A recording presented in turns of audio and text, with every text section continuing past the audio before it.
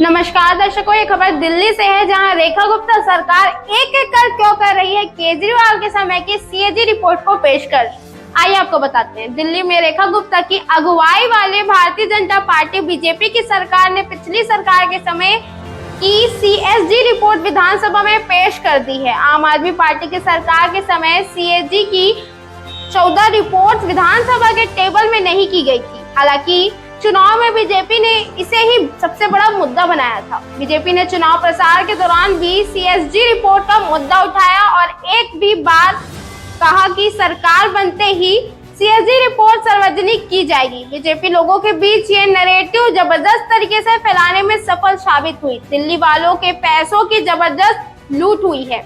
इस नैरेटिव के पीछे पार्टी ने शराब घोटाले से लेकर मुख्यमंत्री आवास के निर्माण हुई गड़बड़ी को आधार बनाया। सीएजी की 14 रिपोर्ट्स को भी खूब उछाला गया, जिन्होंने पहले अरविंद केजरीवाल और फिर अतिशी की अगुवाई वाले सरकार ने विधानसभा में पेश ही नहीं की। दिल्ली सरकार के पास इस समय सीएजी की 14 रिपोर्ट्स मौजूद है। इनमें से ज्यादातर वह रिपोर्ट है जब मुख्यमंत्री अरविंद केजरीवाल हुआ करते थे। इनमें से कई में तो गंभीर वित्तीय अनियमितताओं का जिक्र सीएजी में किया गया है। अब सवाल ये उठता है कि बीजेपी सरकार सारी रिपोर्ट एक ही साथ क्यों नहीं जारी कर रही है? क्या इसमें कोई तकनीकी पहलू है या फिर कोई सोची समझी रणनीति है? दिल्ली विधानसभा के स्पीकर विजेंद्र गुप्ता ने कहा कि सीएजी अपनी रिपोर्ट विधानसभा सचिवालय को देती है और जैसे जैसे ये आती जाएगी सदन पटल पर रखा जाएगा। कहा यह भी जा रहा है कि सभी रिपोर्ट को एक एक साथ अध्ययन कर पाना बहुत मुश्किल है, संभव नहीं है, जो कि हर रिपोर्ट अलग अलग विषयों पर है। इसलिए सरकार एक साथ नहीं बल्कि धीरे धीरे अलग अलग सत्रों के रिपोर्ट को विधानसभा में पेशकश करेगी।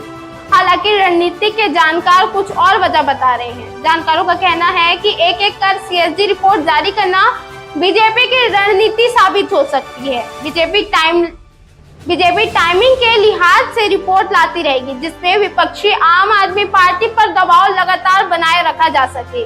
सीएजी रिपोर्ट को लेकर कोर्ट गई थी बीजेपी। इस बात में एक रोचक पहलू ये भी है कि पिछले विधानसभा में जब बीजेपी विपक्ष में थी, उसने आम आदमी पार्टी पर यह आरोप लगाया था कि वह जानबूझकर रिपोर्ट सार्वजनिक नहीं कर रही है। सीएजी रिपोर्ट जारी करने की मांग को लेकर तब विपक्ष के नेता रहे विजेंद्र गुप्ता ने कोर्ट का भी दरवाजा खटखटाया था। विजेंद्र गुप्ता ने दिल्ली हाई कोर्ट में याचिका दाखिल कर अपील की थी कि दिल्ली सरकार को यह निर्देश दिया जाए कि सीएजी रिपोर्ट विधानसभा में पेश किया जाए। दिल्ली हाई कोर्ट ने सीएजी रिपोर्ट विधानसभा में पेश नहीं किए जाने पर नाराजगी भी जताई थी। हालांकि तब तक विधानसभा चुनाव के कार्यक्रम का ऐलान हो चुका था। तो अब जब बीजेपी की सरकार आ गई है, तो आम आदमी पार्टी के जितने काले चिट्टे थे, अब वो सीएजी की ये जो रिपोर्ट है, इसके द्वारा सबको बताया जाएगा कि आम लोगों के कितने पैसे को रखा गया है, कितना भ्रष्टाचार हुआ है विपक्ष के द्वारा। इसी के साथ देखते रहे न्यूज़ 22 भारत। धन्यवाद।